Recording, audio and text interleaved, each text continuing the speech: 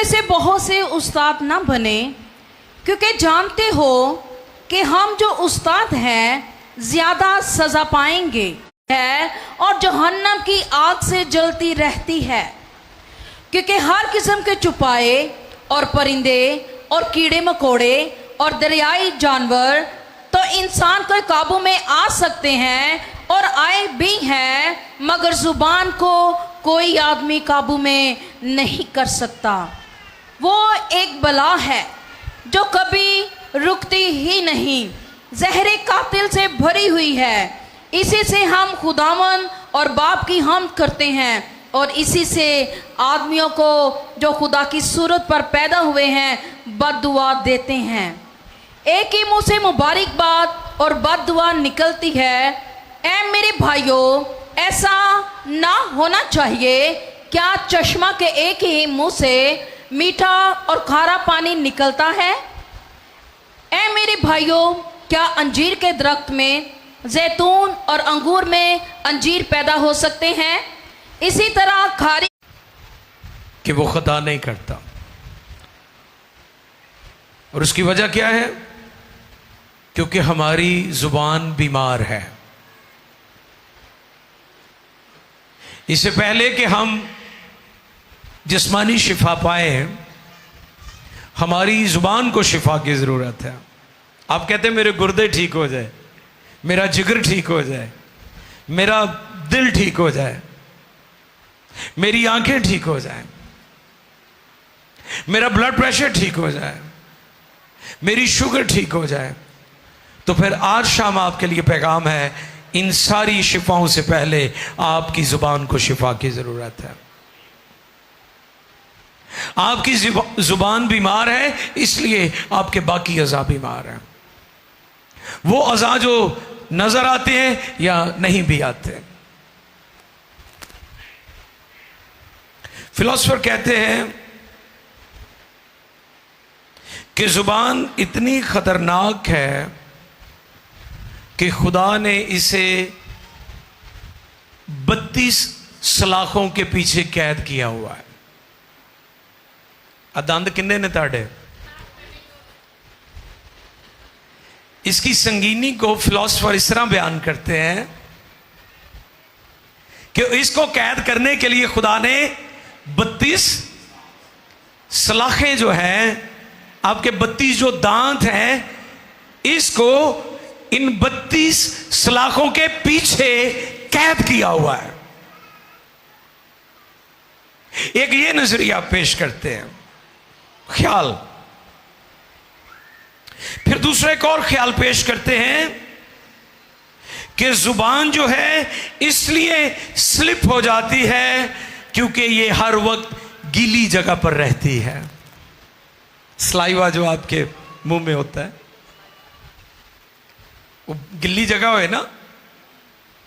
रात को हम एयरपोर्ट पर थे, पाकिस्तानी बादशाह केले खा के उठे सुटे हुए सन। मैंने वो जो जेंटोरियल सर्विस वाले होते हैं, मैंने उन्हें बुलाया। मैं कहा यार इतने चुक लो, ए बेचारे एयरपोर्ट के रिश्तेदारों को लैन आए ना, 32 दंद कढ़वा के चले जान। ऐसी बादशाह कौम है जो अपना करने वाला काम है वो भी हुकूमत खाते पा देंगे ने। ये नेचर है हमारी। आपको भी मैं अक्सर कहता हूं कि जब आप यहां चर्च से निकले, अगर आपके बच्चों ने कोई रैपर यहां फेंका हुआ है तो आप साथ लेकर जाया करें।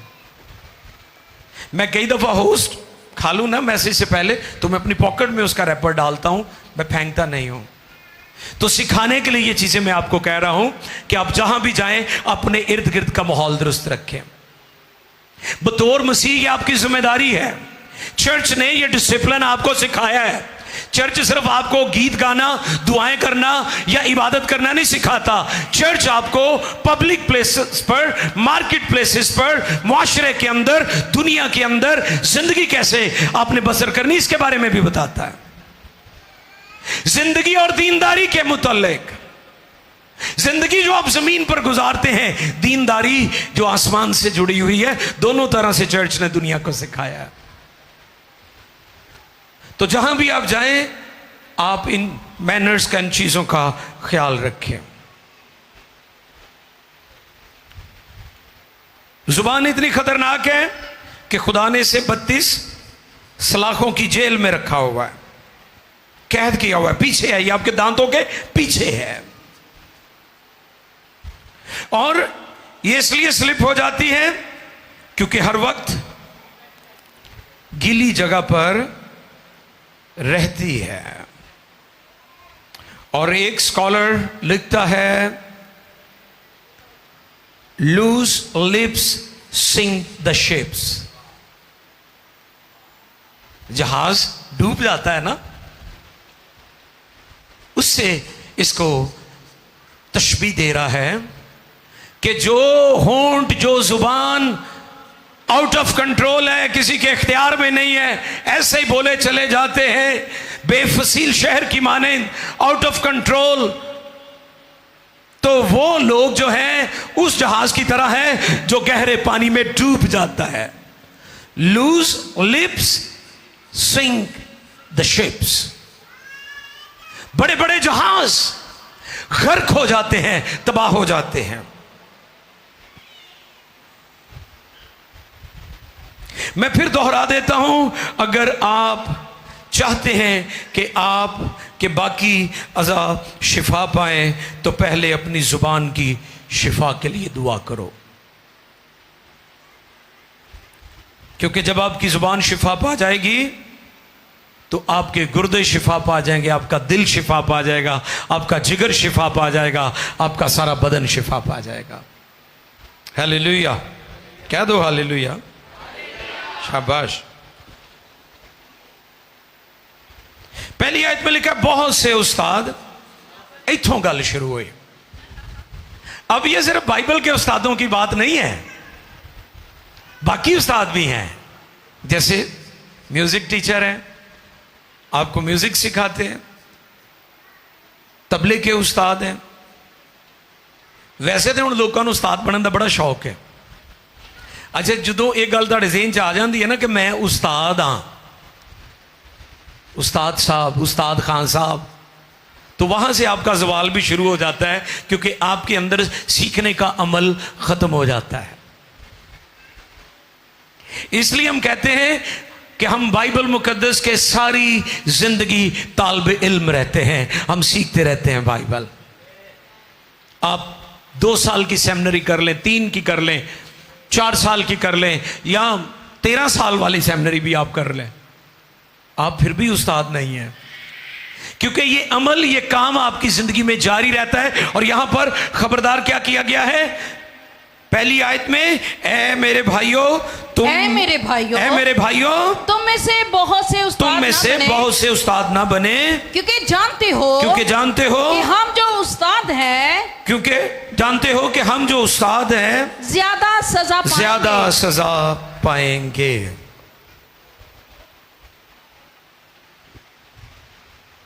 अब जैसे मैंने कहा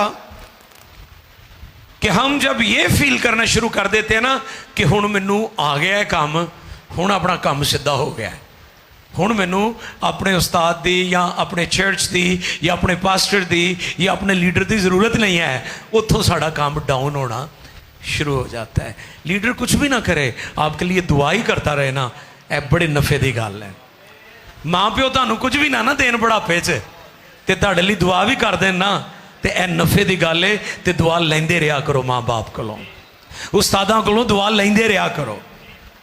लोगों का सवाल उस वक्त शुरू होता है जब लोग ये फील करना शुरू कर देते हैं, ओ जी हुण मैनू तुसीं किसी चंगी जगह ते पाया करो, हुण मैं भी बड़ी शायम हाँ, मेरे कपड़े बड़े महंगे ने, ओ मैनू तो कलीन ते बहना चंगा नहीं लगता, बस बह जाना, मैं खुश नहीं होना। ये जो फीलिंग्स आपके अंदर आती है, ये आपके ज़वाल की फीलिंग्स हैं, आपकी तनज़ली और डाउनफॉल की ये जो साइंस हैं जो आपकी जिंदगी में जाहिर हो रहे हैं। तो हमेशा ये कहें कि मैं शागिर्द हूं। हालेलुया। शागिर्द हमेशा सीखता रहता है, उसकी जिंदगी में सीखने का अमल कभी भी खत्म नहीं होता। शागिर्द कारामूस लामद।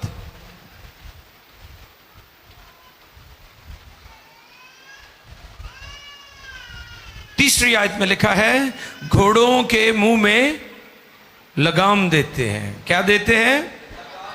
तो उनके सारे बदन को भी घुमा सकते हैं। अब तो खैर तांगा घोड़ा जड़ा है वो तो नजर ही नहीं ना आंदा।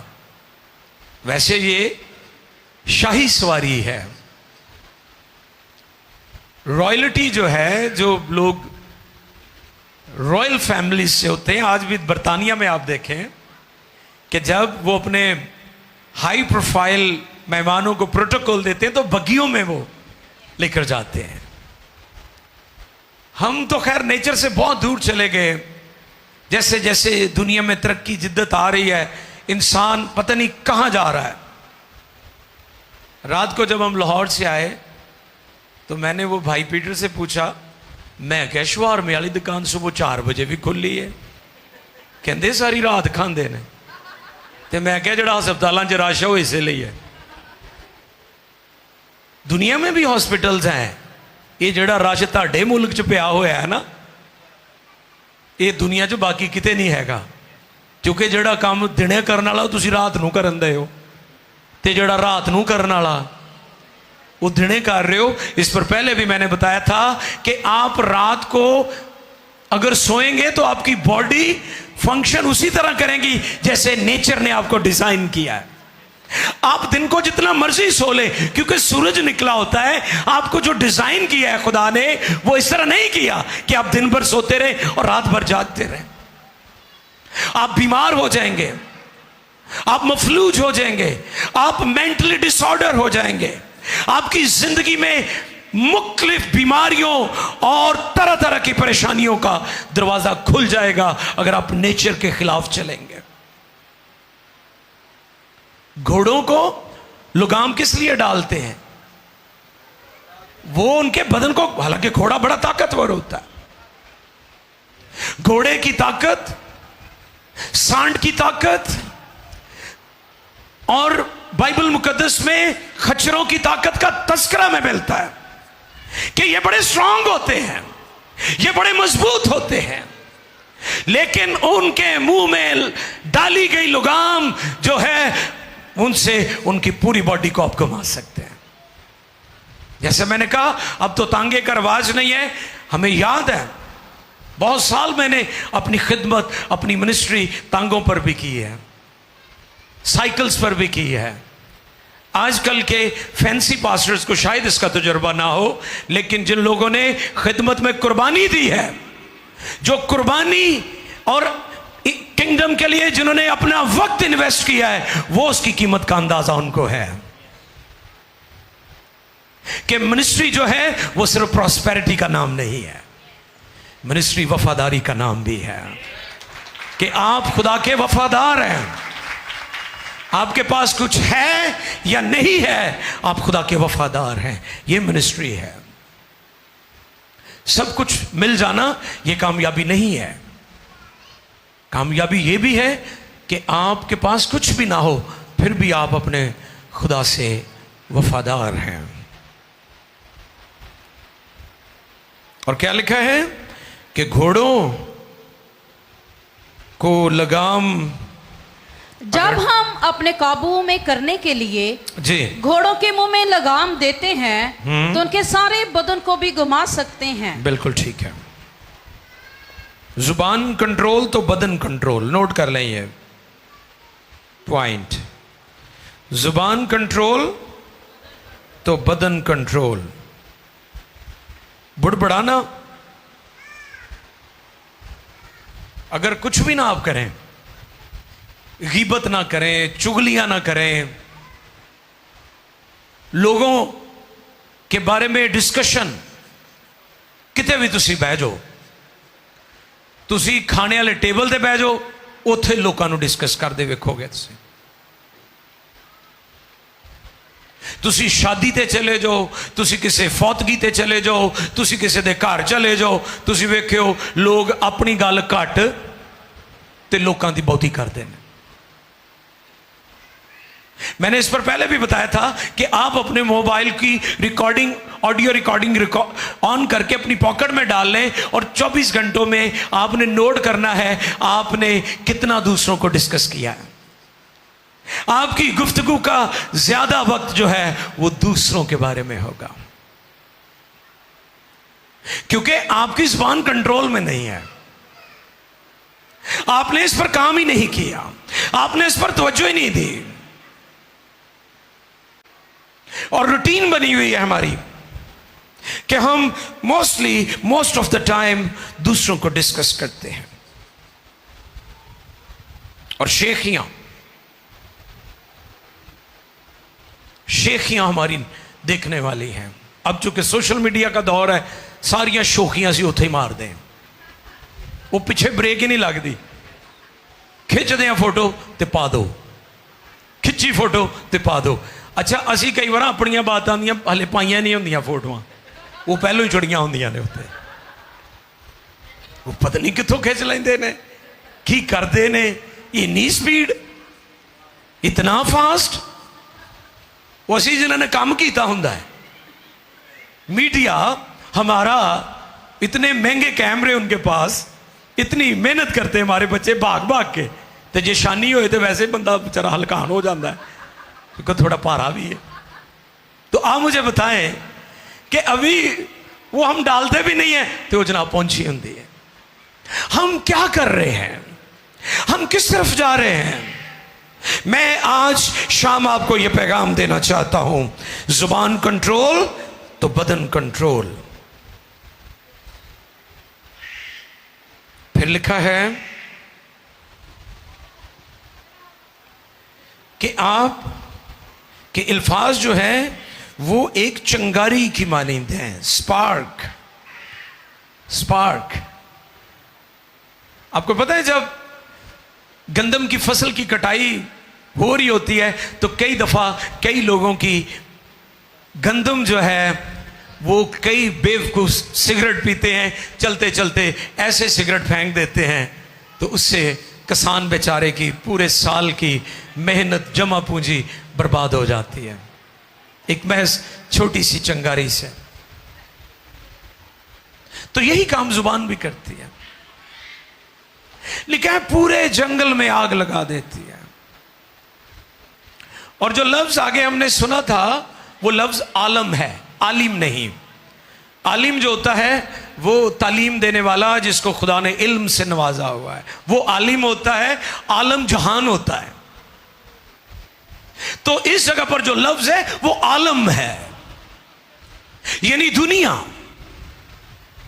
जुबान की अपनी एक दुनिया है। सुनिए, ये अपने अंदर अपना एक वर्ल्ड रखती है, दुनिया, इसका अपना एक जहान है।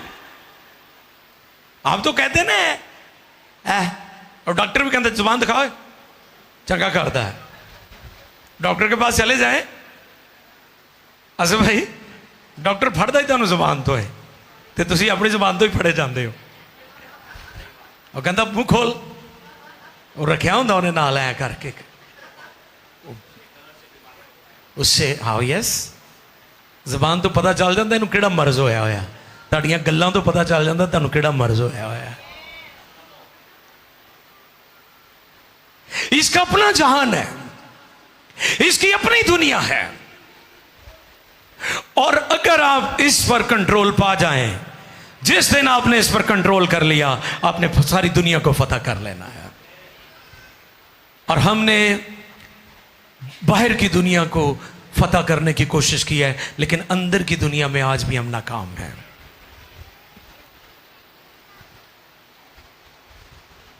शरारत का आलम, लफ्ज क्या इस्तेमाल हुआ है? शरारत का। अल्फाज क्या है? शरारत का, यानी शरारतों की दुनिया, आलम जहान। दुनिया आपके अंदर है, शरारतें तो अंदर बसी हुई हैं, शरारतें तो अंदर से निकल रही हैं।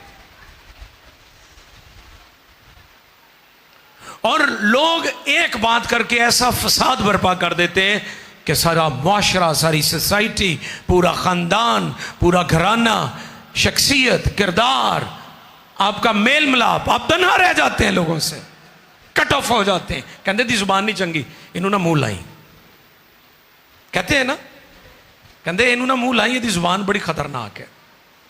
आप कट ऑफ हो जाते हैं लोगों से, आप सोसाइटी से कट ऑफ हो जाते हैं। लोग आपसे मोहब्बत की बजाय नफरत करते हैं, क्योंकि ये शरारत का आलम है,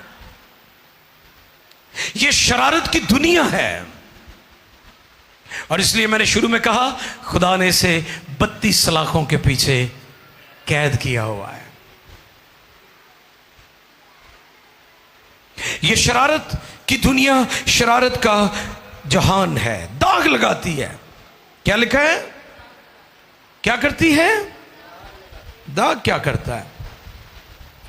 अक्सर लोग हमारे ऊपर भी वो फ्लावर्स फेंकते हैं ना, तो पानी भी होता है, तो वो पॉकेट में चले जाएं।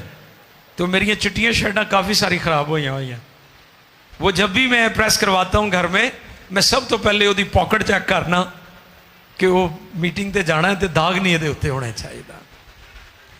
दाग हो तो आप एम्बेरस्ड होते हैं, एम्बेरसिंग होती है, आपको शर्मिंदगी होती है। आपकी जुबान ऐसा दाग लगाती है कि आप शर्मिंदा हो जाते हैं लोगों के सामने, आपका कॉन्फिडेंस चला जाता है, आप कॉन्फिडेंस लूज कर जाते हैं। वजह क्या है? आपकी जुबान दाग लगाती है। क्या करती है? दाग लगाती है।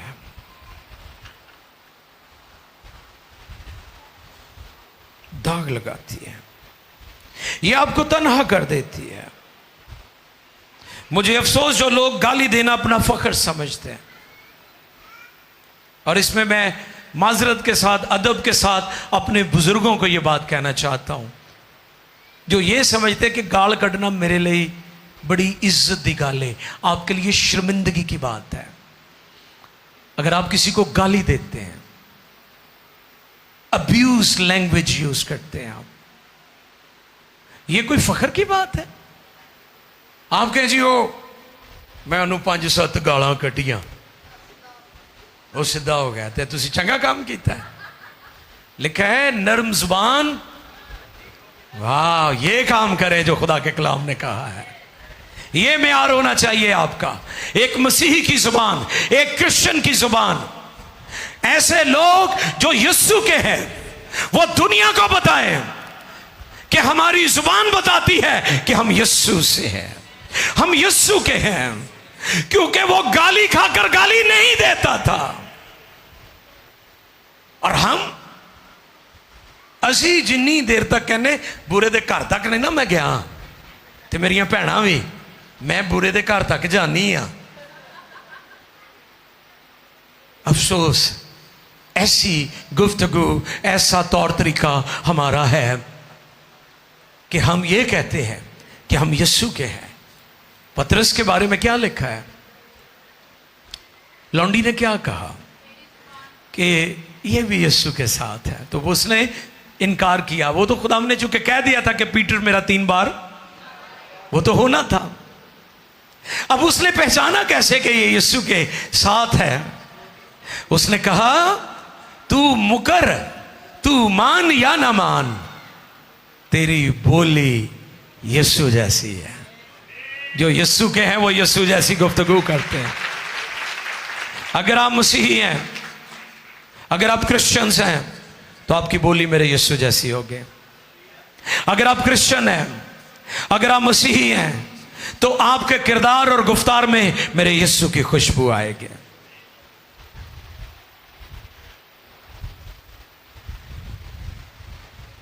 जहन्नम की आग से जलती रहती है। अच्छा, जहन्नम की आग से क्यों रिलेट किया गया है इस बात को? जहन्नम की आग से जलती रहती है जुबान। कलाम में लिखा है कि जो जहन्नम की आग है ना, वहां ना कीड़ा मरता है, वहां पर कीड़ा नहीं मरता। यह है जहन्नम की आग।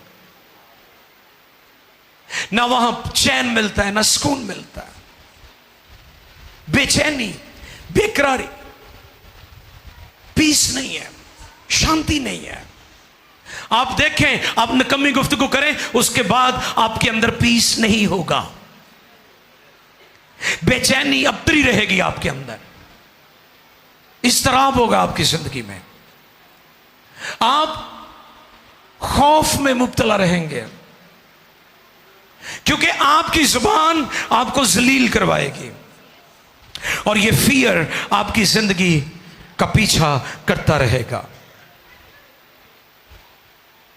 क्योंकि जहन्नम की आग बुझती नहीं। आप अंदाजा लगाएं जुबान की संगीनी और जुबान का मिसयूज जो है किस कदर खौफनाक है। 7वीं आयत में लिखे हैं कि इंसान ने सब चीजों पर काबू पाया है, हर किस्म के चौपायों, हर किस्म के चौपायों और परिंदे और कीड़े मकोड़े और दरियाई जानवर तो इंसान के काबू में आ सकते तो हैं, इंसान के काबू में आ सकते हैं और आए भी हैं, मगर जुबान को कोई आदमी काबू में नहीं कर सका। वो एक बला है। वो एक बला है। कैसे अल्फाज इल्हाम के अंदर मौजूद है। वो एक बला है जो कभी रुकती ही नहीं, जहरे कातल से लफ्ज मार डालते हैं। कलाम में क्या लिखा है? लफ्ज मार डालते हैं, जहरे कातिल से भरी हुई है। Thank you. आपकी जेलें क्यों भरी हुई हैं भाई, बताएं मुझे। थाने क्यों भरे हुए हैं? लोगों की जुबान उन्होंने काबू च नहीं की। अगर लोग जुबान को कंट्रोल कर लें तो ये जो दुनिया में जराइम होते हैं, दुनिया में जो दंगे फसाद होते हैं, दुनिया में जो झगड़े होते हैं, दुनिया में जो कत्लो गारत होती है, आपको पता छोटी छोटी बातों से काम कहां से कहां तक पहुंच जाता है, कहां से कहां तक पहुंच जाता है। खानदान घराने उजड़ जाते हैं, बर्बाद हो जाते हैं। नतीजा क्या होता है? मुकदमे एक दूसरे पर चलते हैं, लड़ाई झगड़े दंगे फसाद का नतीजा निकलता है मुकदमेबाजी।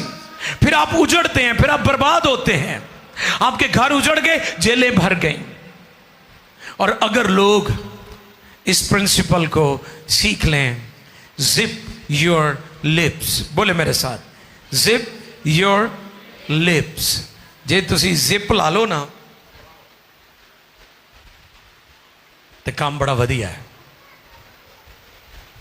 फिर हालात बेहतर हो सकते हैं। फिर 9वीं आयत पढ़िए जी, ये बड़ी खास है। मेरे पहले पैगामात में भी इस आयत पर मैंने पैगाम दिया है जी। 9वीं आयत, इसी से हम खुदावन और बाप की हमद करते हुए, इसी से हम खुदावन और बाप की हमद करते हैं, और बाप की हमद करते हैं, और इसी से आदमियों को जो खुदा की सूरत पर पैदा हुए हैं बद्दुआ देते हैं। मसीहत के अंदर बद्दुआ का कोई कॉन्सेप्ट नहीं है। आपका सब कुछ भी उजड़ जाए और चला जाए, फिर भी आप किसी को बद्दुआ नहीं दे सकते। और ये उस वक्त हुआ जब मुकद्दस मूसा की लाश पर लूसीफर के साथ और खुदा के फरिश्ता मिकाइल का आपस में उनकी बहस हुई, तो वहां पर हम इस बात को सीखते हैं कि उस पर लानत नहीं की गई। ये खुदा का कलाम है, ये इंजील की तालीम है कि आपने लोगों पर लानते नहीं करने। और आपने क्या करना है? अपने दुश्मनों से मोहब्बत और सताने वालों के लिए। ये सिर्फ बाइबल ने सिखाया, दुनिया में किसी और जगह पर ये कॉन्सेप्ट नहीं। आप ढूंढ ले पूरी दुनिया में, ये तालीमात मेरे खुदावंद यीशु की हैं और ये इंजील की हैं।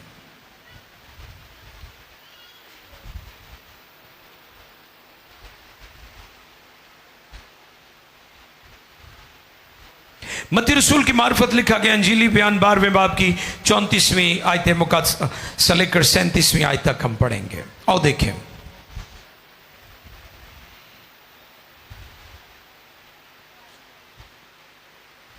मत्ती 12वें बाब की 34वीं आयत, 12:34।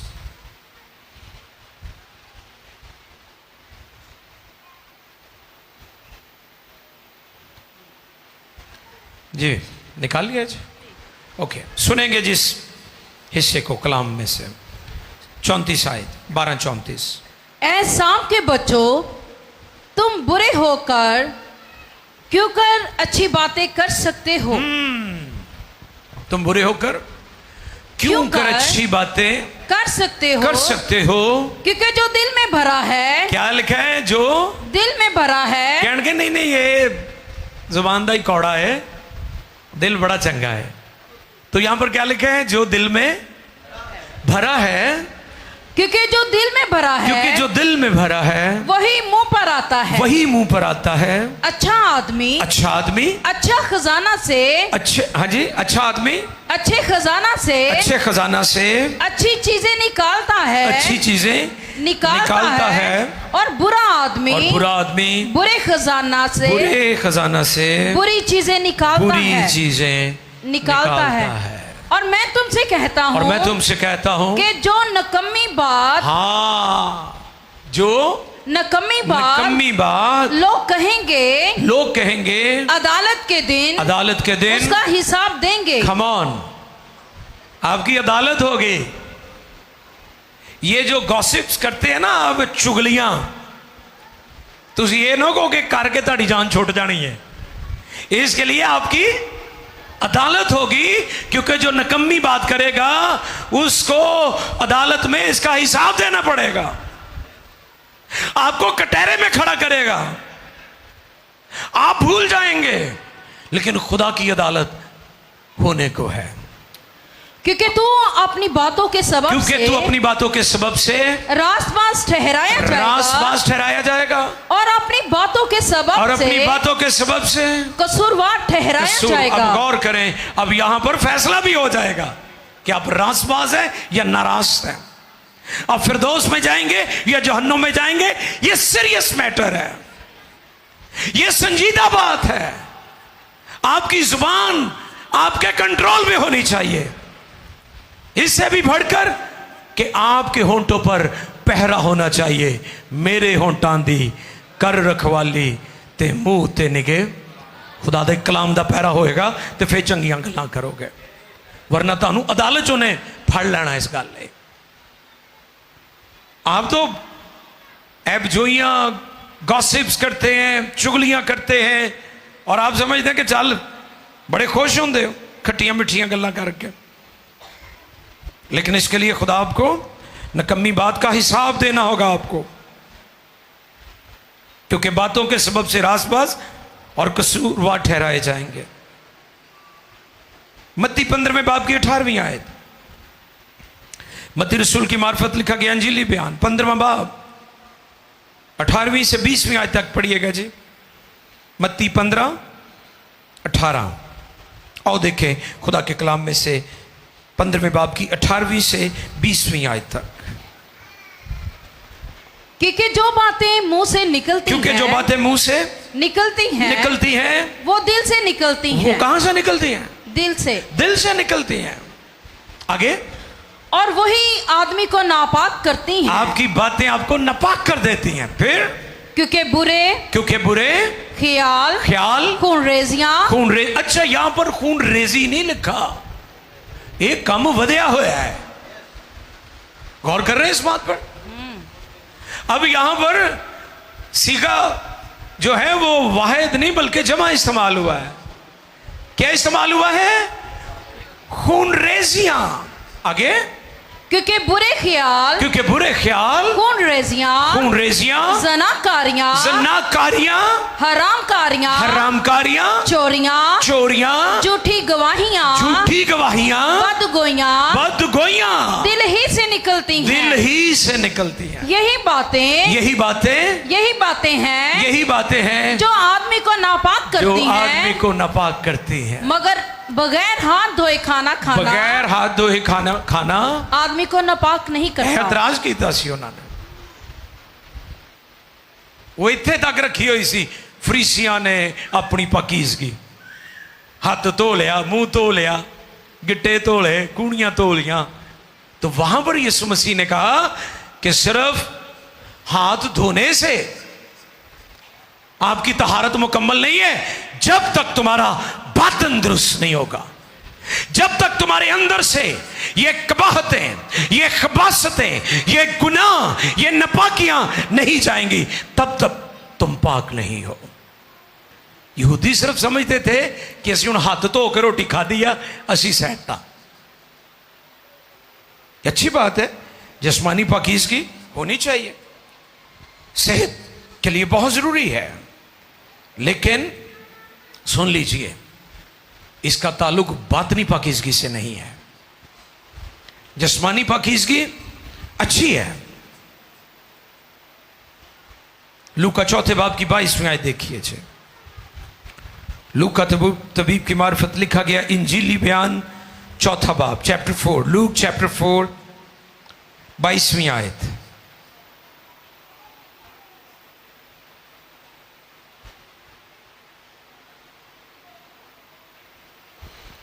आखिरी और बात। सब ने उस पर गवाही दी, और सब ने उस पर गवाही दी, उस पर गवाही दी। और उन पुरफजल बातों पर, कौन सी बातें? पुरफजल जरा बातों बोले पर, बोले इस हिस्से को बोले कलाम के। कौन सी बातें?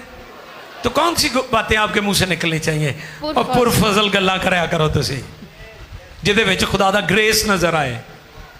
तुसी क्या करो, मेरे ते भी ग्रेस होया ते मैं भी ग्रेसफुल हाँ, मैं भी लोगों ते ग्रेस करांगा। जानते हुए भी खामोश रहना ये बड़े आदमी का काम है। राज फाश करना ये लुतरापन है। क्या लिखा है यहां पर?